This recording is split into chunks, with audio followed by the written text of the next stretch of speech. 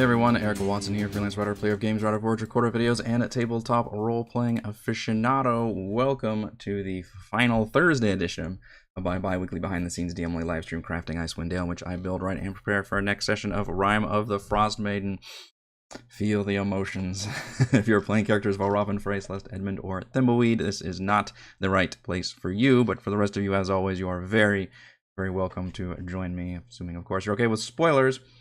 Stream our D&D sessions live on YouTube every Friday, at least for the moment. Watch all of our D&D sessions and review videos here on YouTube. You can follow me on Twitter at Rogue Watson and join our official Discord server with invite link in the description below. If you'd like to support the channel, please check out patreon.com/Rogue Watson. For our campaign, we use Roll20.net, and for streaming, I use Open Broadcaster software with Streamlabs. My goodness, has it really been 2 years? Oh, the emotions. Probably over 2 years, actually, because I started the crafting series before we actually began the campaign. So I think it was actually maybe early April or late March that we started doing the craft, because we did the pre-campaign crafting streams. But I do plan on doing a crafting stream next Monday, by the way. It's going to be kind of a, I don't know, just a free-for-all, maybe like an AMA almost. And I mean, obviously we kind of do that anyway during these crafting streams, but I won't have anything to prepare for, so it'll just me coming on there talking about the campaign overall. I do plan on doing, obviously we're still doing our epilogue and recap episode, which is going to be the full crew, and we'll do fun giveaways and have all these fun trivia things, which will be next Friday. But the Monday one will be a specific time for just to chat with me on kind of a more intimate level like we do for crafting. Because I went back for the end of Tomb and I tried to figure out if I did that or not, because I don't remember doing that. And I'll tell you what happened. I went back and looked at my final crafting stream, which was I believe it was the Thursday before we did our Friday stream. And I said at the end of that stream, like, hey, I'll be back again to do what I just described, which is kind of a final crafting one that's not really crafting. It's just kind of me talking about the campaign to all of you, and you can, discuss and ask questions and stuff. But I looked at the time and it was like July 2nd, and I recall that my youngest was spawned in early on the 5th, so that kind of derailed those plans, because she came out 3 weeks early.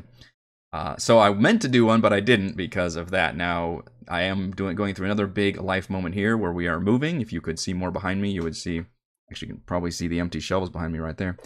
I'm surrounded by boxes right now, by the way. I built myself a labyrinth.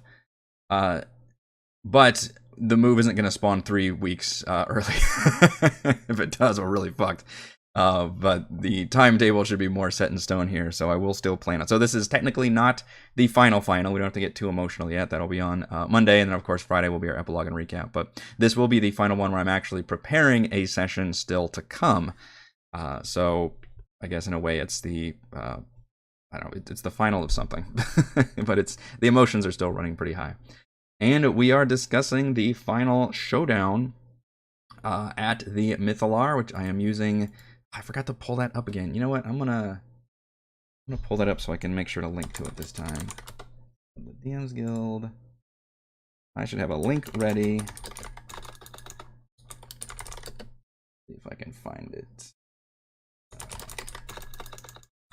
So you hear me clicking along. Click. There we go. All right, this is the one I'm looking for. That will do. This is from Evan-Tier Games, Complete DM. What's it called? Icewind Dale, Rime of the Frostmaiden, Complete DM's Bundle. This is what this map is from. I will link to it. I wonder why I can't do that. Let's see. Maybe I can do it here. Oh no, I can't. Why doesn't it let me link to it? Pop out the chat. There we go. Okay. All right, there we go. So that link will take you to Evan-Tier Games, a Complete DM's Bundle, which I have used a couple of tactics and information from, as well as, most notably, some maps. It's also, I believe, where the Etherin Street map came from, which is this one up here that I've used in a couple of encounters, including the battle between Valish and Nass. And then we're using the Mythalar battle map from that as well, which is gigantic. And the Mythalar is supposed to be 50 feet. The globe was supposed to be 50 feet. I don't know if that was supposed to be this outer one or the inner one, but I just kind of made a decision and made the globe. All right, well, it's about 30 feet across, which is still pretty big. However, it's got this, it's a nuclear reactor ready to explode. And so it's got this gigantic ring around it that's like more like 100 feet. I don't know. I'm going to say that this is kind of a cool giant stone platform or catwalk thing that kind of goes above the whole thing, so it's like extra dramatic, and that's like the location you have to be to attune to the Mythalar. And there's no ladder or anything, so at this point you just have to rely on the fact that the players have like flight and capabilities of getting up there, and I'm basically picturing like a right angle crane that just has no ladder. So if somebody wants to walk on walls or have climbing speed, they can get up there, or if they have a flying speed, they can get up there. But otherwise there's no conventional means to ascend to that point, but you've got to be able to get to that point.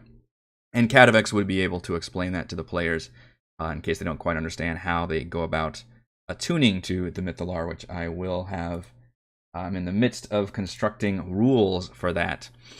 I've also determined, as you can see by the boatload of tokens I've thrown on the map, that I think it would be more exciting, instead of having Avarice appear around later, is have the players appear in the middle of a giant chaotic battle. So yes, the players did hurry as soon as they could via mainly cinematics from me, cutscene, from the Eriolarthus battle down into the Mythalar, and yet all of these forces were also right outside of this force field, ready to charge in. In the case of the Frostmaiden, like, she's got divine power, she can just kind of instantly be there with her forces as soon as the security system goes down. This is the dinosaurs being let loose because you've turned off the power, and now the Frostmaiden can kind of enter the city. Avarice is already there. She's been right outside of this force field, and with her entire army. So I thought it would be more interesting if the players, and maybe there's some time distillation where it took them a hot second to go from the void thing into to where basically I'm kind of playing a little fast and loose with the time, to where they appear down and this war is already ongoing. I just think that's a lot more interesting and cinematically cool to have them appear in this final area in the midst of an already ongoing battle between essentially two opposing factions of the players that are also opposed to each other, which is Avarice's forces with her Chardalyn weapons, which I didn't go with this necessarily, but I kind of wanted to play out that the Chardalyn is actually pretty effective against the Frostmaiden, kind of like Kryptonite to Superman thing, because it's all from Ithrin, and she's from Ithrin, and that's where she got her power. I never really, I don't think, formally established that, but I'll maybe just play around with that in terms of maybe visually seeing that their weapons are effective in terms of being magical weapons and everything against the Frostmaiden's forces, and yet the Frostmaiden has like a limitless supply because she can just create undead and create these snow golems basically as part of a legendary action. So whereas obviously the Black Swords cultists, I guess, from Avarice have a finite amount, and every time one falls, Auril can literally raise the body up as a cold light walker. So it's the real bummer about fighting undead with an undead warlord at the front of it, because suddenly your corpses become enemy combatants, which is real nasty. So this fight will be ongoing. At the same time, I've been establishing the fact that the Mythalar, because it was damaged in the crash, and it's been restarted, but now it's unstable, has been creating all these rips and tears in space-time, which of course I like to manifest as just far realm like tentacles coming through. I very much love the climactic scene of that first Hellboy movie where there's just like large star creatures and just tentacles coming through and all that, just very, very Cthulhu-like and Lovecraftian and everything. And I've been playing around with that a little bit throughout this campaign, where those have been kind of random encounters where they've had these, rips and tears and void space and these whispers and walls moving and tentacles coming through. And I'm going to manifest that in the battlefield, mostly probably, again, as background stuff, just to try to play up, not necessarily do it during the battle that they have to deal with, but certainly something that's happening around them just to add to the chaos of everything and really kind of reach a crescendo of this moment, which is probably a first for me. And usually it's usually we've entered into a final boss room and you try to create an interesting area. This is like a whole outdoor, just everything is kind of coming to a climax area, because we just did the final boss room. Let me catch up on the chat here. By the way, shout out to everybody: Morgan, Nate, Lazy DM, Jason, Refus, James. Good to see all of you. The usual suspects. Use this campaign using so many of the ideas. Absolutely.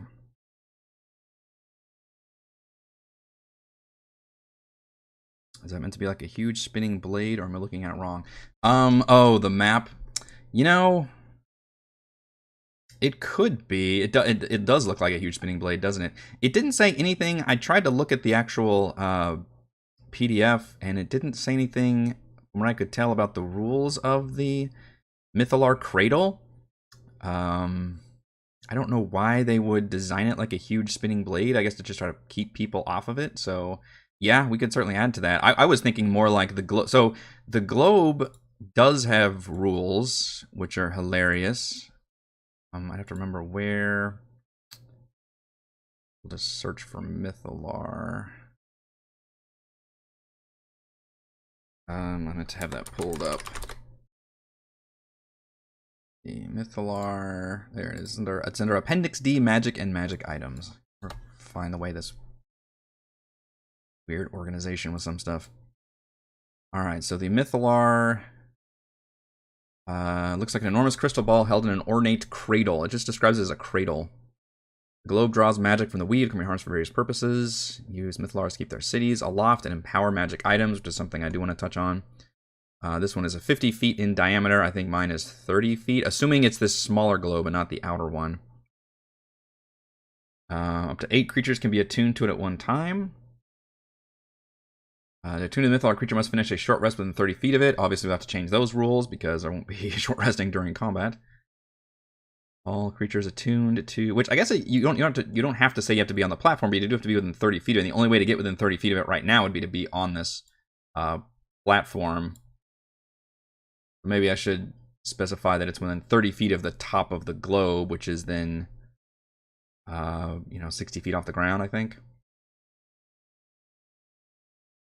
And that's what you can do when you've got it, which will change that as well. Touching the Mythalar. Any creature that touches the globe of the Mythalar must make a DC 22 con save, taking an average of 180 radiant damage on a failed save or half as much on a successful one. And any object that touches the globe is disintegrated.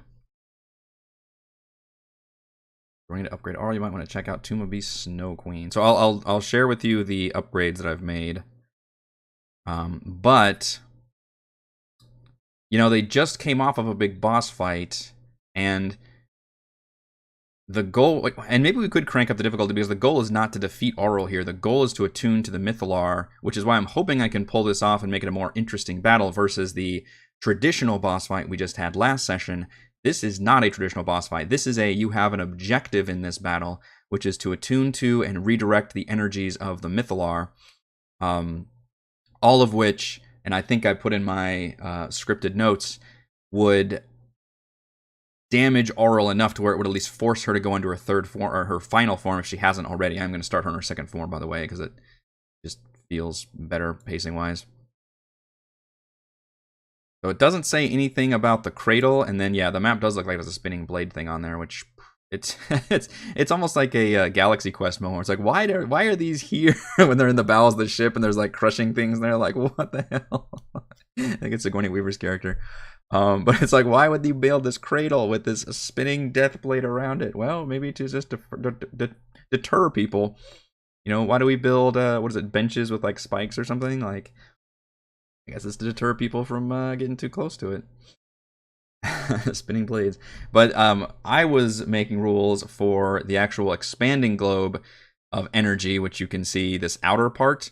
I was going to have as kind of weaker rules that are weaker damage than the inner globes. The inner globe is like a miniaturized sun. It deals all this radiant damage. I mean, what do you say? 20 D10 plus 70. I'm going to keep that because that's awesome. But maybe it does half that, and only if you like start your turn in it. So you could potentially maybe even fly through here very quickly and not take any damage. I just think that's kind of, cinematically interesting. But if it takes you a while and you have to go through it, or you fall into the outer part of it, then you would take damage probably at the start of your turn. Versus if you fall into the globe directly, you would have immediately upon touching it, you would then have to make the save to take that damage, and that would be full damage for sure. Just thinking about spinning blades to a fiery globe. Yep.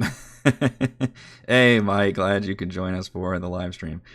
Do the cultists have Chardalyn weapons that deal plus 2d6 damage and cause blindness? Well, here's the thing. Between you and me, we're not going to run any of this combat over here. Like, if I have to start running the cultists, then something has gone terribly wrong. What I would like to do, and it's tricky on a virtual tabletop because you see tokens, you're like, oh shit, we're running all this stuff. That's not going to happen. I'm trying to play it out like we've got the tokens here just to make it visually interesting. And the map is huge, but I'm not going to run any of this combat. Like, it's just happening in the background, right? Like, and maybe I've put things in too close of proximity, and we can talk about that in terms of what the players feel like they have to deal with. But what I'm only going to run in traditional combat, and maybe by only rolling initiative for these creatures, the players will pick up on the fact that, like, okay, this is just background information. It's not going to affect us, which it won't. However, and it's just basically there for set dressing. Picture like in a video game, there's like an invisible wall set up, and you just see in the background like all this war going on, but they're not actual like enemies on the battlefield. What I have done, however, is have these enemies, which I will put little numbers on, and make sure those are going to be the focus of the players. So essentially, in the middle of this battle, which I'll have this big, descriptive thing set up, the battle's already going on. It doesn't look like Avarice has a chance to win this fight, although she's not down there. She's going to be flying towards the Mythallar, which should key the players into, oh shit, we need to get up there. So I'm literally going to have her... I'll have her on the GM layer right now because I'm not sure how close or far I want to get up there. If the players are getting up there real quick, then I need to have her up there first because I would love to do the... the Raiders of the Lost Ark moment where the bad guys bite it first, essentially, or Holy Grail, where somebody drinks from it. I guess in that case they choose poorly though in the first time. And then when the players and Aura will have like waded her way through this battle or keeping her forces right there so that she can make it to the Mythallar. Ironically, even though she's a god, she doesn't even have like a flying speed in this form. She's very kind of ponderous, and it's her big icy form.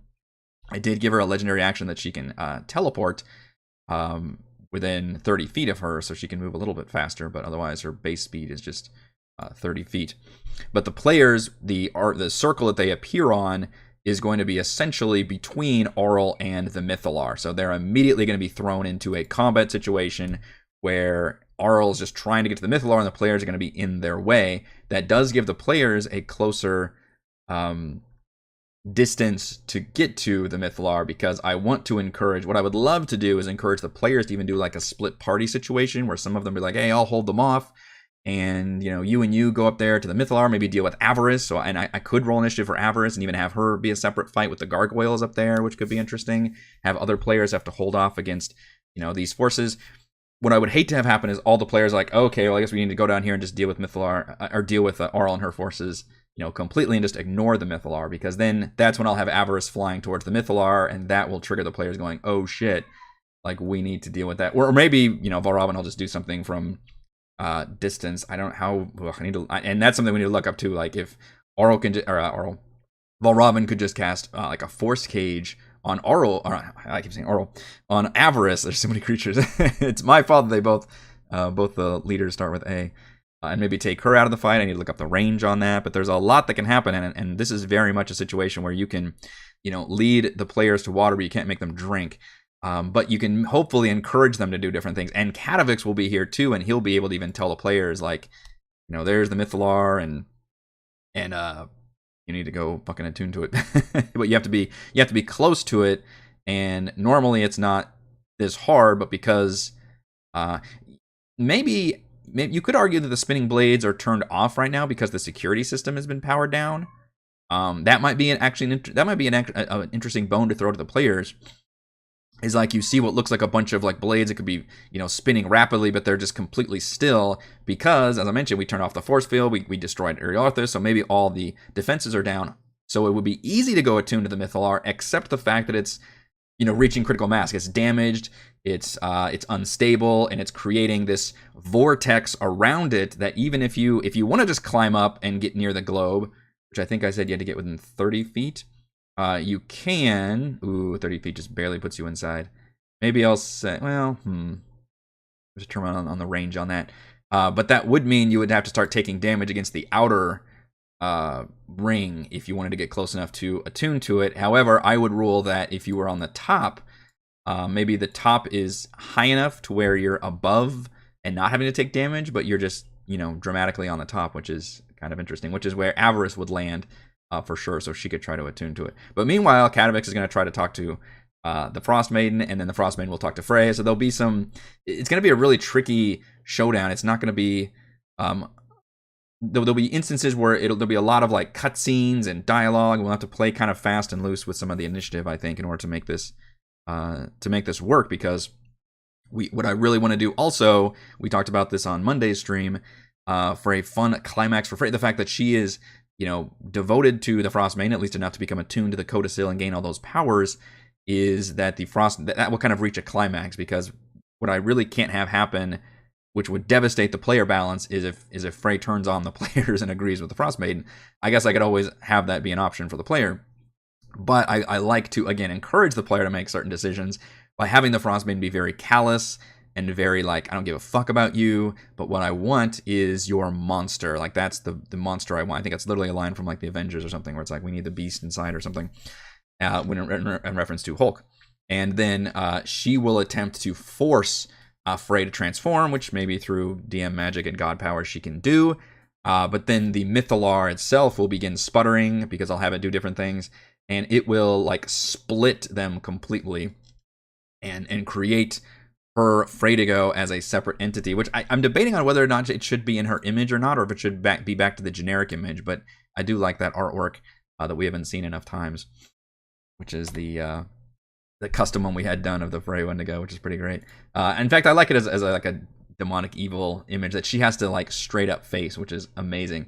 And I thought, even at insult to injury, because of how that happened to Frey would then have to make a con save against the equivalent of a Stinking Cloud spell, which is on a fail save, the creature spends its action retching and reeling, and she would literally be like vomiting up all of her like metaphorical and literal cannibalism, like all these like body parts and things would just come out of, like, very horror movie style, where it's not like it doesn't make any logical sense that you would be able to like vomit up that much, but it would very much be like a purging of this entire curse from her body, and then she would have to make a con save against essentially being incapacitated by that for just a round. But still, it would be pretty interesting, I think, to have to deal with that. And then, of course, the result is that the actual, instead of it being gone from you, it is now manifested as its own entity that everybody has to deal with.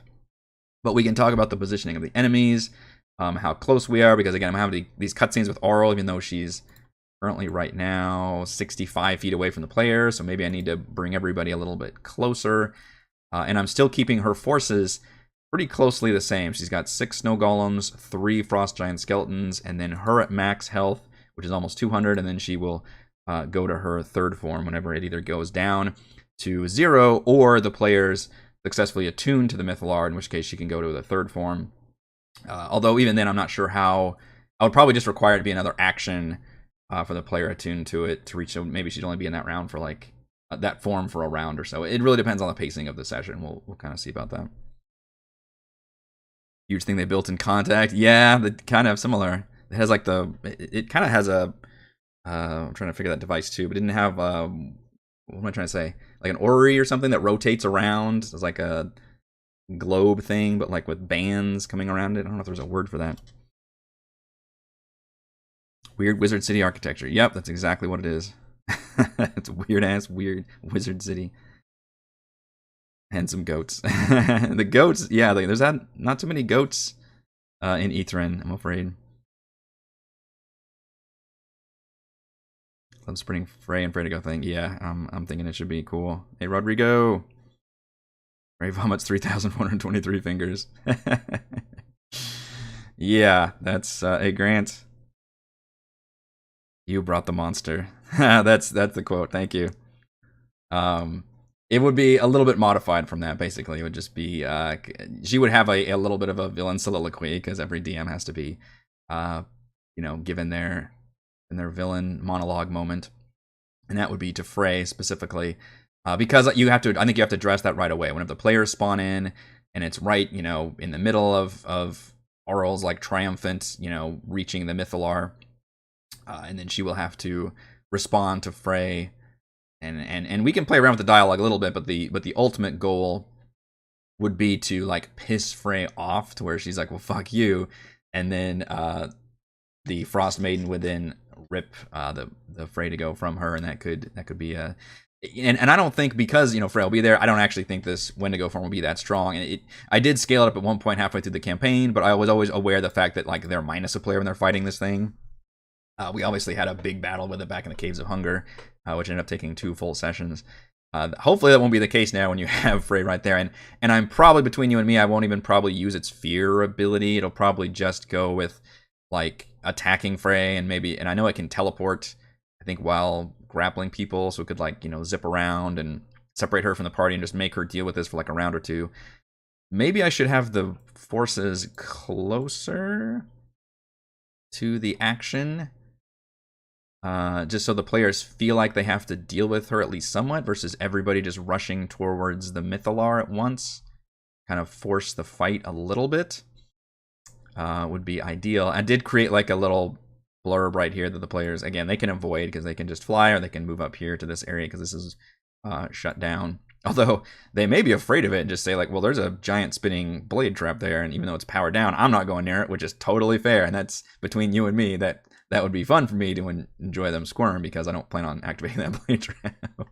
I do have these giant like tentacle things. I'll probably just follow the rules of whatever that spell is that creates, what is it? I think it's Hunger of Hadar.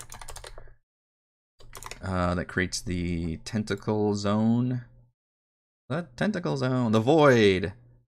Slurping noises. Fabric. Space. Creature starts to turn in the air, takes 2d6 cold damage.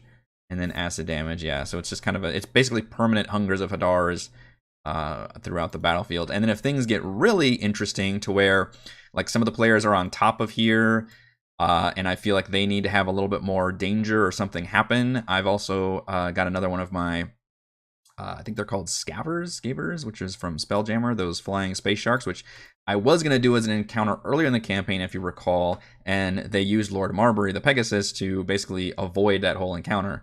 So this is a way for another like tear in space to open up and have these flying space sharks come at them, just to add even more insanity to this fight. If I need to, it's on the GM layer. I've never seen Event Horizon. I really need to. That's one I have not seen. I am kind of scared of it because everybody says it's really freaky. A goat has to be the final boss. Yeah, Arl's final form is just a regular goat. I try to monologue my players always like, so anyway I started blasting. Yeah, that is funny. It's it's a shame with when players don't let you monologue, because man, villains are such a fun moment. This one is important though, because one of the players has such a strong tie to this villainous character that I think there will be time for that. Be prepared for the party to try to grab and toss baddies into the Mythalar. That's what mine did. Oh sure, yeah, they can absolutely do that. I would encourage it. I think that's awesome. It would be.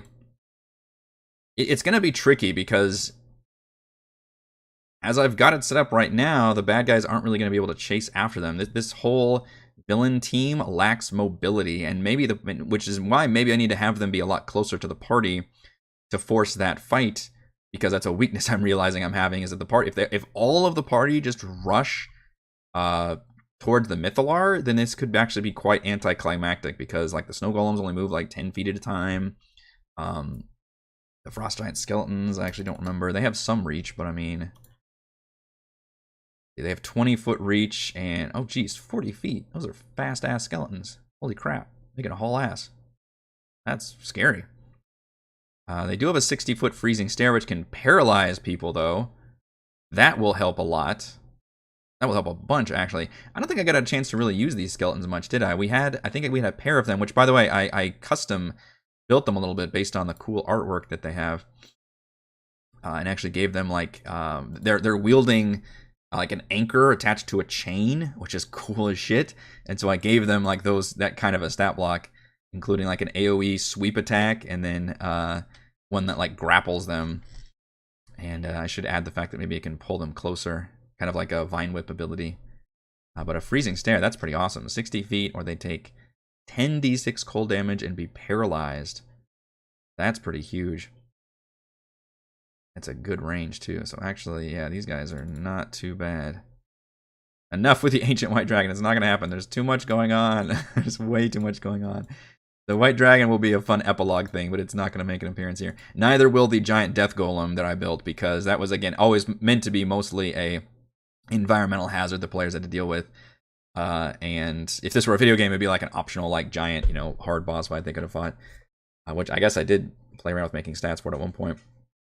But because they defeated Eriolarthus and turned off all of the security systems and things, that includes that golem.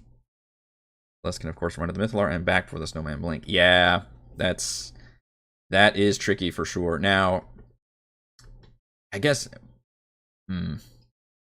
yeah, she's pretty fast. You should actually look at... And it's... The interesting thing is, one of the things I can play with completely in this encounter is where everybody spawns. So that could be a big deal. So maybe the players literally spawn in the middle of these forces. Maybe like she's closer and we could put them further back. So maybe, you know, I'm bending over backwards trying to figure out how to do this, but it's completely up to me where they spawn. I have not shown them this map yet, so they don't even know where they're at. So maybe we bring them a little bit closer. Maybe, and I even said like they're part of this battle going on here. Cutting through this battle, and I've kind of put it towards this. So I figure like maybe Auril came from the south, Avarice came from the west, and that's where their forces essentially have clashed right here. And then she's got this kind of vanguard marching towards the Mythalar, and then maybe we put the players like actually right here. I mean, we could even put them behind some of the snow golems. That might be more interesting. Maybe we put them like here. How crazy is that? We'll put like Auril herself like here, and now all of a sudden it's a little crazier. So they're literally spawning in the middle, and we'll move this little the circle they appeared on. That actually may be too distracting. I may just get rid of that. I don't know. It's just to denote like where they spawned in. But whatever. Goes right there. Maybe that makes a little bit more sense and adds to the drama, and then forces the players to be like, oh shit, now we're in the middle of all these enemies. Okay, so I'm actually kind of liking this idea a little bit better. Maybe even put one of these freaking skeletons in melee range.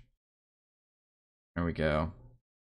And that also means Auril's opening move, instead of doing the stasis, which she could do, just unleash a Cone of Cold. Because that's her two best abilities are both on recharge, so she should be using these those two recharge abilities as much as she can. How are they spawning in? Well, the players have...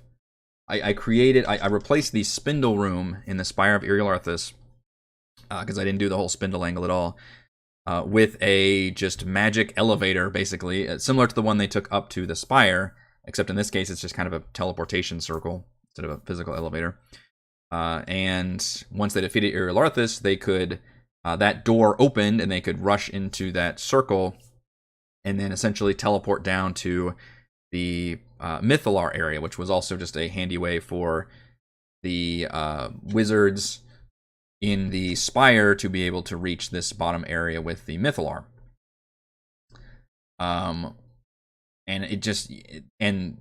it's up to me where the exit of that teleportation circle is. You know, how close is it to the Mythalar? I imagine it wouldn't be right on top of it for safety reasons, which is a good thing here because definitely a safety concern. But, you know, like if they spawn in here, it's within, you know, about 40 feet of the cradle, and that's within about 80 feet of the globe, and about 50 feet of the outer ring, which is currently where its unstable energies have expanded into. So that's still close. And yet you can see how close, and I've just moved up the players kind of right in the middle of Auril's forces.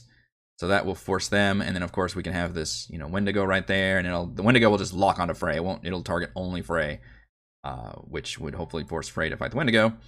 And what I'm planning on doing is only having these enemies here actually be the ones we're rolling for initiative, and the rest will essentially be just fighting Avarice's forces as a background. But I want to put them on the map because it's unfortunately a gigantic map, and it would look weird if I didn't have more enemies. And my players and me as well are just used to having the visualizations there in front of us, so I can't just describe it. I think I need to really put them on the map.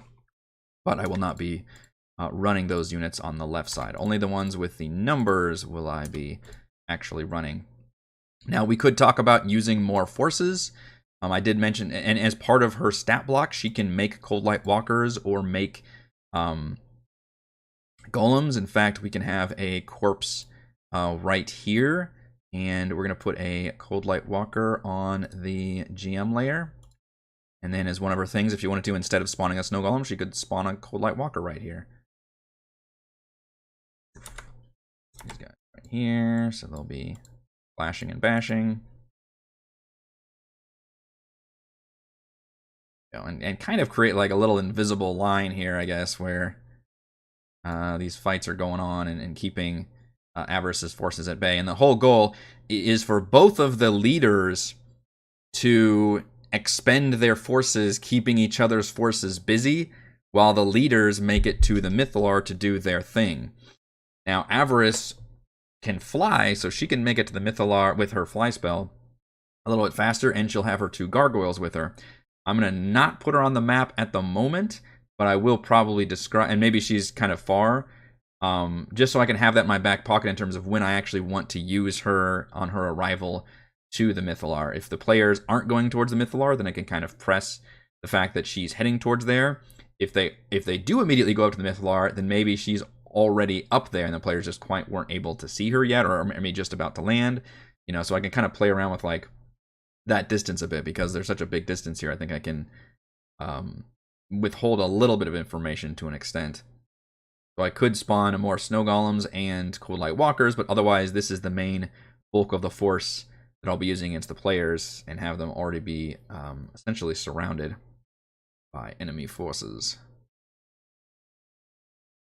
Frey does not get separated quick. She's not going to like that big sun thing. Yeah, well, actually, Captain, the sun actually does radiant damage and not fire damage, which are 2 different things in D&D damage types, and she is only specifically, I mean, she could roleplay it that way for sure, but in terms of her mechanical vulnerability, she's specifically vulnerable to fire and not radiant, which is kind of weird.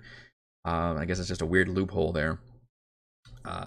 And maybe she would even be drawn to it, being blessed from the Frostmaiden. She would feel like a power from there.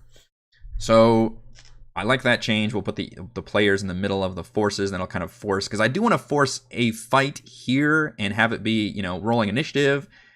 But the goal would be to kind of fight your way out and hopefully have at least one person reach the Mythallar. You can have multiple people attuned to the Mythallar, which I would argue maybe would reduce the DC and the challenge.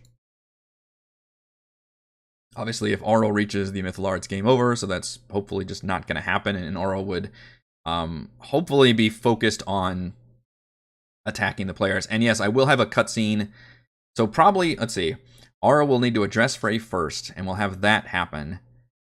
Then I can either roll initiative for Katavix, or and then he can, that might actually be the best idea, is have Katavix actually roll initiative. Oh, even what his initiative bonus is, a +2. And maybe on his turn, he can go and approach Auril, and then, say his spiel about, and kind of trigger another cutscene, basically, as his action. And then Auril can do a fun thing where she deals with him, and maybe that, stuns her for a round dealing with him, or expends some of her abilities. Maybe it puts like her ice stasis on recharge, or does something to where the player should be rewarded for having Katavix with them. But ultimately, he will be killed by her, as she has lost whatever shreds of humanity she once had. And like I said, it's been, he's been a ghost for this long. And this is all, and he's just obsessed, and that's all he's thought about. Whereas she's gone like 2,000 years as a goddess of ice, so she'd be like, "Yeah, dude, we're done. it's over." My name is No. I don't know if you want to throw them in the middle of combat because it might slow down the session a lot. I mean, I think we're still doing combat, but like I said, we're gonna play it fast and loose with what players could do in combat. And I guess the big concern is the spacing in terms of how long does it take you to get to the Mythalar? Because if you dash, if you can fly and you can dash, or if you don't fly, you're making it, 60 feet for most of them? So it would take them, I would argue 2 turns to get close enough to the Mythalar. Unless I say, hey, as long as you're within, 30 feet of the Mythalar, then you can begin to attune to it. It's just dangerous if you're down here versus up here. You're kind of you're protected. Maybe there's some kind of wards on this. Maybe you're still within 30 feet on top of here, but the energy hasn't. There's like some kind of ward on this pedestal where you're kind of protected for a bit to kind of encourage players to be up there. But you could end up being down here. So in essence, you would have to spend at least 1 turn getting to the Mythalar, probably with a dash. And then next turn, you could begin to attune to it, hopefully is the right timing. Because I do want to create, I do want it to be ultimately a big final combat encounter with all of these, powerful stat blocks and things. And yeah, it'll slow down action a little bit because there's a lot of enemies on the board. I'm hoping to create a situation where, yes, we're in combat, but the players do not feel like they have to kill all these enemies. Which, again, you can lead them to water, you can't make them drink, so it is going to be tricky. I mean, it could be a long session for sure. Actually, I'm expecting it to be a long session. And you know what? Last week was also a 3-hour plus session. And that's just how these big climax things goes. I don't think you want to skimp on that. I think you want to draw it out. And now the nice thing is we do a separate epilogue and recap session later. So we can literally, as soon as, everything ends, we don't have to have a whole big epilogue and what are your characters doing and all that afterwards. We'll actually do that on the following session. So we'll pretty much just stick to the actual climax here. And then, you can see the actual cutscene, I guess, but in terms of like the post-credit scenes and all that, that'll actually be during next week's session. And yeah, Michael, if Arl gets the Mythalar, it is literally game over. So, my plan is not to have that happen. If the players, what I can do is have Arl making her way towards the Mythalar with her actions, which means maybe she's not actually using her teleport that much. And she would want to make it on top of the thing. She doesn't want to take that radiant damage either. I assume she doesn't have any. Let's actually see. She's immune to cold and poison. She's also vulnerable to fire, but does not have any kind of radiant stuff. So she would also take that damage there, but so she would want to try to make it up here. So she would have to get close and then use her teleport power to get up there. So it's unlikely she would make it up there in her current form. But maybe I could have it where if she marches her way up there, which again, she's going to try to kill these players because she knows how strong they are.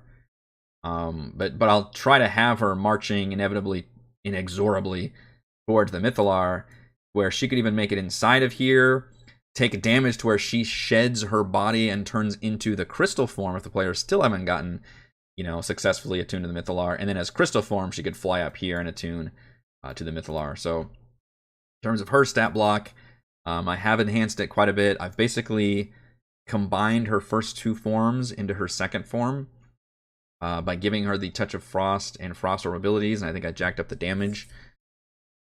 As part of her Touch of Frost, they have a plus 13 to hit, 3d8 on Touch of Frost, and 5d8 on Frost Orb. Yeah, she pretty much only does cold damage, but and the players will probably have resistances, and in Frey's case, immunity. I guess we need to talk about how she gets to maintain her attunement to the codicil, or how that works, because that does make Frey kind of unstoppable if she's literally immune to cold for this fight. Although I don't see Frey as the one attuned to the Mythalar, and she's just one person, so having her be just an unstoppable force, tanking the enemies is not a bad way for a player's reach their climax either. So I'm on 2 minds of that. I'm tempted to let her just keep it, or I could rip her of. It would make sense, obviously, for Arl to kind of rip her of the blessing for sure. Especially if Frey ends up being like fuck you or whatever, and then Aural's like, all right, well, I don't need you, I need the monster inside you, and as part of that, she will forcibly like deattune Frey, which is that's mechanically not something enemies can normally do, but you're literally attuned by being devoted to this goddess who has granted you this power. Also, so she can do multi-attack. I did make it so Touch of Frost, she can actually target each creature within range with just one attack. So she kind of has an AoE melee attack. She does have a Cone of Cold, which does 8d8 damage, a 60-foot cone. It's a DC 21 con save, so that's pretty awesome, but it's on a recharge of 6.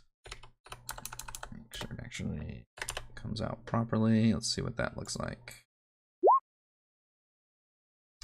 46 cold damage. That's pretty nasty. DC 21 is not easy for anybody but Frey, I think. And I believe I made, yeah, this is what the cone looks like, 60-footer. And all these enemies should be immune to cold, so she can do that with impunity. In fact, I believe it will heal the snow golems. They have cold absorption and regain a number of hit points equal to the cold damage dealt. So that'll be especially nice that they can heal them. And then she's got the, so I replaced her ability to create ice methods with just creating snow golems or cold light walkers, so that scales her up a lot and solves the problem of me putting too many enemy types on the field. And they just roll initiative. That is an action though, so she would probably never use it except as a legendary action, which I do have that as a legendary action. Ice Stasis is a much trickier one to use. This one it's cool, but as we've determined, it sucks to put a single player out and put them out of combat, basically. I still think it's a neat ability, but that's why I'm tempted to have it basically be used on Katavix first, which is the target must succeed on a DC 21 Charisma save or become trapped in the crystal within 60 feet. This little crystal, and then they become stunned and can't do anything. Believe... They get the save initially, but once they're stunned, I don't think they can do anything. And they take cold damage at the start of each turn. Oh, no, sorry, they do. I can finish reading here. They can repeat the saving throw at the end of each turn. So they can repeat a DC 21 Charisma save, bring itself on a success. The creature is also freed if the crystal is destroyed, which can only be done with fire damage. So interesting ability, but I'm probably leaning towards having her do that to Katavix first, which means I'd have to work on the timing of how to do that, because if she does that, and I could just play around with the timing, and she just does that as a cutscene, and essentially takes away the recharge of that initially, and kind of traps him in there, which he should die. Let's see, I give him 76 hit points, so on average he'll die in like, ooh, that was bad, 18 cold damage. That's 66? That's not a lot of damage. Okay, maybe it's only like 20 damage then. Actually, I mean, 66 is what, 36? So that's actually, yeah, 18 is about average. So he would not die for a while. He would stay in there. Just slowly start dying. So that's probably a good use of it. So I replaced her Morningstar and Dart with the Touch of Frost and Frost Orb, which are both much better. She's got Cold Absorption in this form, Magic Resistance, Legendary Resistance, and then Legendary Actions. She can just make a weapon attack. She can Teleport, which is something she can do with her first form, I think, which will help her get to the Mythlar if she needs to, but otherwise just helps her get out of melee range, although she's actually pretty powerful in melee, so I don't know. And the third one is to do that creating more minion thing, or as part of the same legendary action, which it's normally, it costs 2. Instead of having it cost 2, I'm actually going to limit it to once per round. That way she could do more weapon attacks, for example, but still can't do more snow spawns. I think that's actually a better way to balance legendary actions. Instead of having one take 2 or 3 actions, just have it limit to where you can only do it once per round. But she could spawn a new minion or cause a snow golem to move up to its speed, which is only 10 feet, and explode, which forces a dex save or take a bunch of damage, and has them literally like using like exploding corpse as like a mobile snowball thing, which I don't know, that seemed kind of fun as a legendary action, because she needs to do some kind of AoE besides Cone of Cold. I think is her only one, and it's on a recharge 6, and she's got about 200 hit points and an AC of 16, which is not that high. So, I mean, they could power her down, and then her big thing is that she's got that third form, or what would be her second form for me. The Catavix at 20. That's true. Yeah, you could have Catavix go early.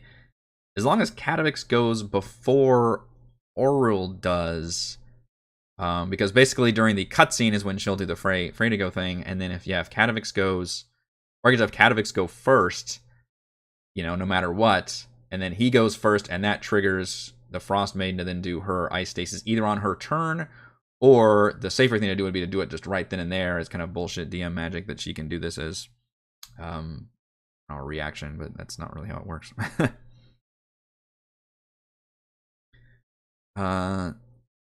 With every bad guy going for the middle, they should get the idea. Yes. And the way the DM suggestion will work, Lazy DM, is through Catavix. Catavix, before he goes and engages with Oral, he will mention to the players, and maybe I could even say this as part of them reaching into the myth. And I don't have Valin on this map. I could have Valin come in later as kind of a Dazan thing where, he rode in and helped them during a boss battle. I could have Valin come in and sacrifice herself because she's got like no hit points. In fact, I should go ahead and put her, copy and paste her. She's got 6 hit points from that battle. Although she does have mirror image, I guess, from the Irialarthus battle. But I will put her on the map on the GM layer, and she can ride in and do whatever bullshit ability she needs to do. I'll stick her on the GM layer otherwise. Otherwise, I assume the players want to keep her behind, or maybe not. I don't know. We'll see about that. Maybe she just hesitates for a second. But Catavix can tell the players, hey, in order to attune to the Mythallar, you have to be close to it. And he will warn them and say that the attuning to the Mythallar is no small task. It is a tremendous amount of energy that you have to connect to. Kind of almost in a way borrowing from the D&D movie, where a big subplot from one of the characters was trying to attune to a magic item, which I actually really liked that idea of having that be a bit of a challenge, basically. And in this case, I mean, what greater challenge could there be in terms of a object to attune to than this grand ancient artifact that can literally lift an entire city into the sky? Like, it's so powerful that normally I would even and Catavix has even said, like, normally several people attune to it, like 8 of the high wizards were attuned to it, so they could all keep it steady and everything. And Irialarthus had obviously grown really powerful and crazy, so he was attuned to it solo, and now having one person attuned to it would be equally very, very dangerous. And I was inspired also by the first Guardians of the Galaxy movie, where they have to grab the stone at the end, and they all have to hold hands to kind of share. That's like to share the attunement in a way. So I don't know exactly how to work the rules about that, because there's already no rules about attuning like during combat or anything, and now I'm introducing like maybe it takes multiple people, or it doesn't take multiple people, but you can use multiple people to try and like lower that skill check. So ultimately this would be a skill check. So the rules I've got right now, which I could play around with, is that a creature, I think the rules as stated is within 30 feet, I believe, which I could keep that. To attune to the Mythallar, creature must finish a short rest within 30 feet of it, meditating on the Mythallar. And up to 8 creatures can be attuned to it at one time. So you could say, within 30 feet of it.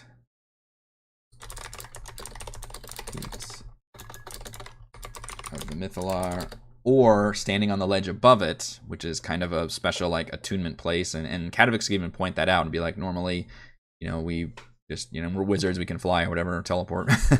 Somebody gets up there and does it, but you could be, down and close to it. It's usually just not very safe because it's a big, reactor.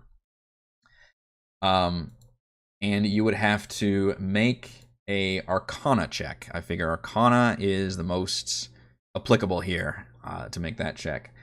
DC, I was going to ask all of you what kind of appropriate DC. I was thinking a DC 25 for a single person to try to attune to it, which is not very easy at all, but perhaps the players can be smart and give, Bardic Inspiration, which is a D12, and Edmund's got Flash of Genius, which hopefully Edmund is the one that does it, because it would just make most sense, and he's got the best abilities for it. I don't actually know if he's got the best Arcana check. It might actually be Valravn, weirdly enough, even though he's got the best Intelligence, but I don't think he has Proficiency. Valravn's a +4, because he's got Bard things that let him be good at checks. Edmund has a +5, so Edmund's still the best one, but +5 is not a good, it's not a gimme. He's not proficient in Arcana. So that would be a very, very difficult check for him to make.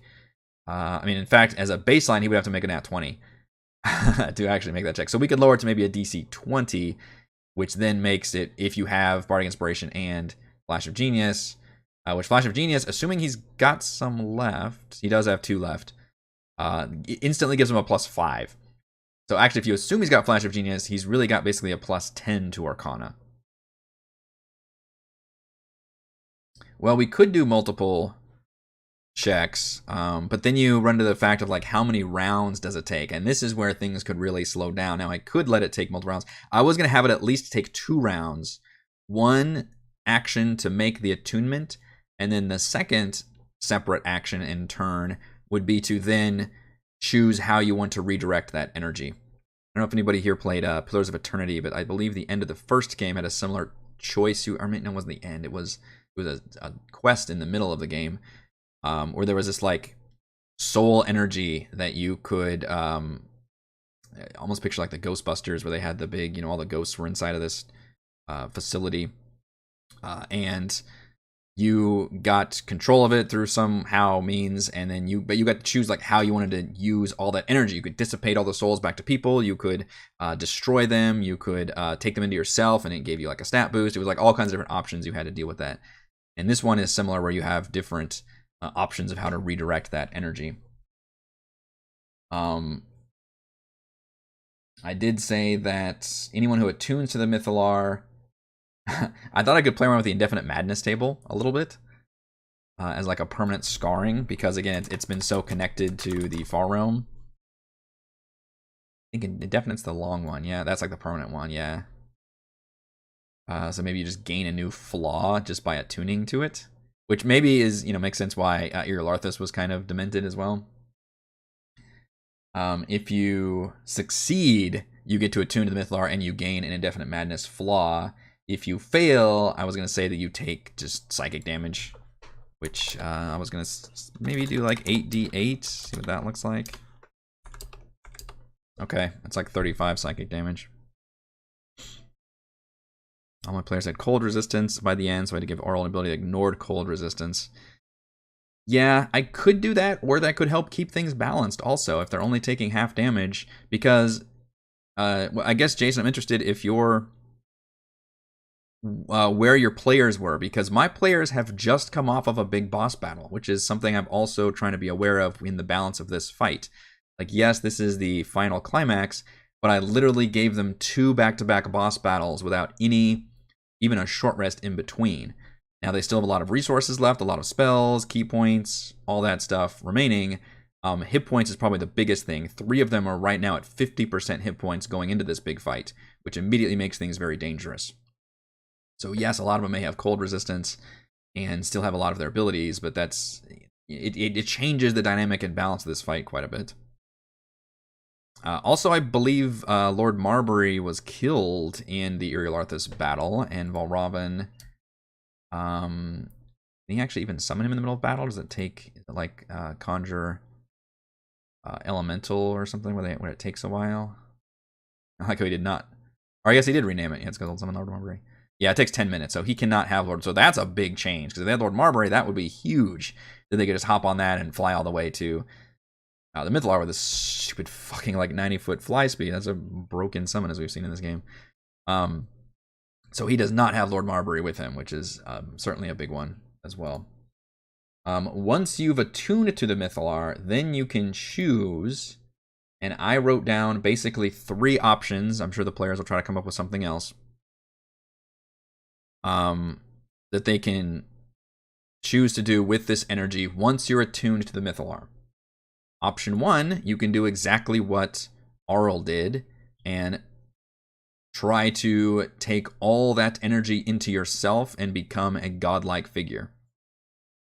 And keep in mind, all 3 of these are a way to basically solve the crisis of the Mythalar about to explode.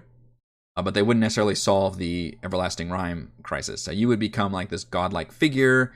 I don't have stats for anything like that at that point. It's probably just a cutscene of the character becoming... and it's not just a cutscene. They have to make a save for this, by the way. In fact, probably multiple saves. I wrote down, I believe, a con save and a wisdom save, because it changes you mentally and physically. Like a DC 22, and you have to take all this damage if you're not able to do it. It just kind of spills into your body and just more than likely destroys you if you fail to do this, because you're taking all that energy into yourself, and then maybe you like explode or something violently. But technically that is a way of you like redirecting the energy successfully. But you could attempt to make some really strong saves and then become this godlike figure basically equal to Auril, and then I literally don't know how to make a stat block for that or how to do anything like that, other than maybe it just becomes, yeah, I don't know. I don't know how to do it, but I want to give the players that option. I don't really have it be functional in combat. I feel like at that point you're probably in like cutscene territory and you're just kind of describing what happens. And maybe I'll let the player decide, like, well, what are your powers? Like, you tell me. Like, Auril became a frost goddess, but, you know, maybe because she was transmutation. And Edmund's, if it's Edmund, like, he's also transmutation, so he would become, you know, whatever that. But it might be like, you know, Valravn becomes a, I don't know, what's a godlike version of a writer? He become Stephen King. Some, I don't know, Oscar Wilde, maybe more Valravn speed. So yeah, that was one option. I thought it'd be really fun to play with that as like an ending, as one character becomes godlike, or they don't and they just absolutely die and explode. But at least they've you know, gotten rid of the threat of the energy, because it had coursed through them and it destroys them. Option 2, which is, and that's what Auril would ultimately want to do, is to take the rest of that power into herself, and assuming she would be able to handle it, which given her you know, current form, I think she would be able to. She would then go from being basically a lesser god, which I don't know the pantheon of Forgotten Realms like I should, in terms of being like around Icewind Dale specifically and just winter, and become more of a major god of the world and just becoming crazy powerful, which is certainly what the players don't want to have happen. And if and that's what, but then the second option is to just power up Ithrin. So you put all the energy back into the city, and essentially you try to repair the Mythallar into becoming functional once again, and turning it back into a normal reactor for the city, which would, you know, probably require maybe another Arcana check or something. And if you fail any of these, you just get destroyed absolutely. And you could try to, but again, it would dissipate the energy. So it's just you know, would be sacrificing yourself if you fail to do this. And that would help turn Ithrin back on, and you become essentially what Iriel Arthas was, and Master of Ithrin. But and you can have the whole city begin to fly up and just completely like dominate that, and that could be a crazy ending for the players to be able to take control of that situation. They'd still have to deal with Auril though. The third, and at that point she would just be, you know, apoplectic and want to destroy the players. The third option, which is technically the good option, is to reverse the everlasting rime, you know, use the power of the Mythallar to basically destroy Auril. I kind of had like a slash through all these options. It's you could sap Auril of her power, destroy her, whatever means you want of the players try to figure out in order to reverse the everlasting rime and turn Icewind Dale back to relatively normalcy, which would reduce Auril's form, and basically you'd be almost stripping her of her power and like kind of disseminating all of the energy of the Mythallar just kind of into the weave or whatever, which would be the good ending, because essentially you're not choosing to gain any power from it. You're just trying to take away the villain's power at that point, which would probably require another check to be able to successfully do that. Or maybe not. Maybe I could say that if they select that, then because I kind of want that to happen, you know, in my viewpoint, maybe that doesn't require a check. Or maybe it just requires saves. I guess I should say all of them require saves, just so you don't die from the process of doing the thing. So that's the thing. I would let the player be able to do whatever option they wanted to, but then they would have to make saves to determine if they actually survive the process of doing it versus just being completely disintegrated in a way that it becomes a very big, like, sacrificial moment for them. Give them the stat block of a Solar. Yeah, so I could hopefully whip something out if they still wanted to technically continue the combat, I guess, as a superpowered superhero, but maybe that's interesting. What's funny is I've been bitching about how other campaigns always fall into that trap of the 5e campaigns where they're like, well, the players only get to level 12, we still want them to fight like a Demogorgon or a Serac or an ancient, you know, blue dragon or whatever these huge, you know, Tiamat, and it's like, but we have to give them like superpowers or have to debuff the final enemy. It's like, guys, you haven't earned this yet. And in this case, it's funny as I'm giving the players a chance to basically become super powerful and kick ass. But at least it's in the it's a tough choice to be able to do that, and it should be very, very deadly in an attempt to do that. They have lots of healing potions. They need to use those. That's true. They do. Start at 25 and drops by 2 for every other attunement person. So that's what I was thinking.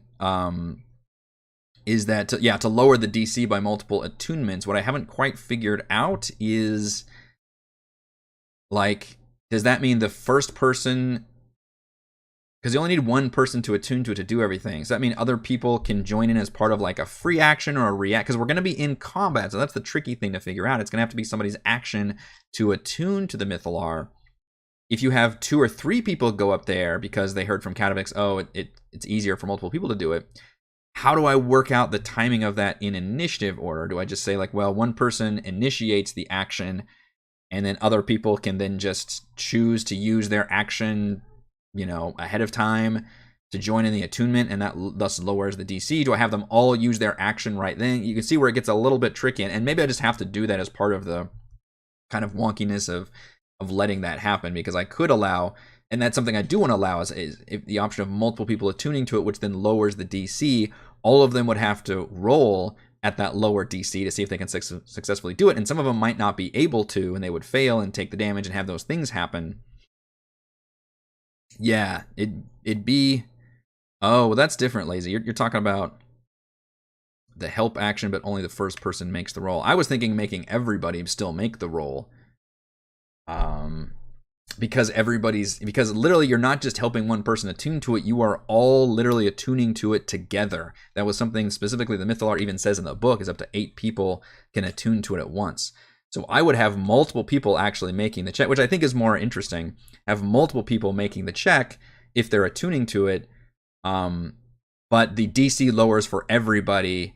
So if there's one person attuning to it, the DC is 25. If there's 2 people attuning to it, maybe the DC is 22 for both of them. If there's 3 people attuning, maybe it's the DC is 19 for all 3 of them. I'm just trying to work out the timing. So like when one person says like, all right, I attuned to it, and there's 3 more people that want to do it, how do I quite do that in the middle of combat? Yeah, Edmund goes up, fails. You let him know he needs help. Second player reaches him, same turn, uses action to let Edmund roll again, but lower DC. Yeah, I mean, the help action is there for that. I guess if we want to... And the players may just be like, well, no, we want to let one person attune to it, then I guess I could allow the help action to work in that regards. But I was really hoping to tie in the idea of having multiple people be able to attune to it at once, and have them all suffer the same consequences, similar to, again, the end of the Guardians movie, where they're all, they're not all just shouting encouragement at Peter Quill. They're all like physically grabbing him and taking on the energy of the stone and everything. And I was hoping to equal those consequences. So yeah, ready action to attune would probably work. I would probably just play it pretty fast, and we'll just... I'm bending over, and twisting myself in pretzels trying to make this happen. I have no idea what's going to happen. But I may have to just play a little fast and loose with that, and let, if somebody attunes to it, say somebody else like, well, I'm going to, help them out or something, even though it's not my turn yet. I'd be like, all right, well, this will be, you're using your future action to attempt to attune to it as well right now, and just note that it gets tricky though, because like you won't be able to use your turn, your turn right then. So maybe the first person there just has to ready the action until the other... Yeah, I don't know. We'll figure it out. Hopefully we can figure it out. Anyone attuning can't fight. We need to see how that affects combat. Well, correct, because it would take your action, your full action, to attune to it. I guess technically you could still use a bonus action. I would allow that. But it would take your full action to attune to it. And then once attuned, I mean, you could technically, I guess, do other things. But I feel like once you're attuned, then you've got your options lined up in terms of like, all right, now your next action basically needs to, and you know what, I would force the player to be like, all right, the energy is now building, you can feel it, right there, and I would describe this as, normally you would have time to be able to do whatever you want, and then, as long as you're attuned to the Mythalar, it's like any other magic item, you have to use it right then and there. But because this one is at critical mass, it's about to explode, and I'm going to describe it as like, you know, a paper cup trying to stem like this gushing waterfall. Like your cup's just going to give way any moment. The energy is going to slam into you. You have to choose right now how to redirect and use this energy. So everybody attuned to it has to make that choice on what they're going to do to it. And it has to be a collective decision. You can't have one person be like, well, I'm going to, you know, try to draw the energy into me. Or maybe I could have it be, I don't know. I feel like it's all one blast of energy and they would all have to decide collectively together. But maybe, again, by doing it as a collective, that, like, you know, makes the saving throws easier, even though more of them have a chance to perish at that point. So it'd probably make it so you only have one option, even with multiple people, because it's just too much energy. You can't redirect it multiple ways. It's going to be crazy. It's going to be absolutely nuts. There's going to be a lot going on for me to handle, because we've got the whole Mythalar with its unique rules set up. We're going to have all this chaos stuff happening around. I'm going to try to keep the combat to just these forces, and hopefully we can maintain a balance of having a cool, big boss battle with also this stuff going on in the Mythalar. And then it'll really depend on the timing and the pacing and how late it's getting by the time the players are successfully doing this energy thing. That will determine on whether this, on whether just redirecting the energy destroys Auril, or whether she becomes like her final form and we still do some more combat, or you know, how damaged the players have gotten. And keep in mind, Avarice, no matter what happens, Avarice should be here first, or maybe arriving as the players are doing it. And the timing is going to be tricky, but I would like to have it would be, the perfect setup would be, all right, some of the players choose to be like, all right, we'll hold back these forces, you guys or one person go and attune. And that person goes up there and they think, okay, well, we still have no enemies. And then Avarice swoops down with her gargoyles, and then the players have to deal with those enemies at the same time, and maybe there's some cool like split party mechanics with multiple things going on. That would be the dream, but of course we will see what happens, because it's D&D and anything can happen. I have gone way over my time, but that was appropriate because this is a very climactic, important moment to go after. As always, if you have any more comments or concerns or things to send my way, you can do so on the Discord channel or as a comment below. I do plan on still streaming a final crafting stream next Monday during my normal Monday stream time. It will not be obviously crafting anything, because we'll just be doing our epilogue recap. It'll be a chance to just do kind of an AMA and just talk about, just kind of sit and chat about the entire campaign as a precursor to when we'll do that with all the players for our epilogue and recap next Friday. Oh my goodness, so emotional. It's a lot. 2 years. That is going to do it for this session of Crafting Icewind Dale. If you enjoy the content, as always, check out patreon.com/Rogue Watson. Shouts to Platinum patrons: Joe, Will, Thomas, Stan, Brandon, Genocider, David, Eclectic Roleplayer Roll, Christopher, Brian, William, Corey, Koa 1337, Big Nut, John, Chris, Scott, Gene, Eric, Dan, Tyler, Nathan, Camp, Crystal Lake Counselor, Big Shep, Andrew, and Daryl. And gold patrons: RPG Paper Crafts, Pretty Boy, and Yuma, Marcus, Deadlizard, Lion, Sam, Lumpy Spuds, Jerome, Nathan, Fazaga, Tortoise, Scott, Refus, Kellen, and William. Thank you all very much for your support. Patrons, I may see some of you tonight for the DM Roundtable. Otherwise, I will see all of you tomorrow night for our D&D finale for Rime of the Frostmaiden.